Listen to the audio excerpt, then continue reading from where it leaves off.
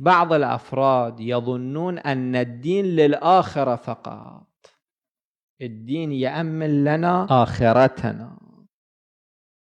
الدين يؤمن الآخرة وهي الحياة الحقيقية، ويؤمن الدنيا أيضا. الآن هذا البحث الساخن في العراق حول قضية الدستور، وأنه مصدر الدستور يجب أن يكون ماذا؟ الحقيقة القرآن الكريم وسنة أهل البيت صلوات الله عليهم يجب أن تكون المصدر الوحيد للقانون. هذا فيه ضمانة الدنيا والآخرة.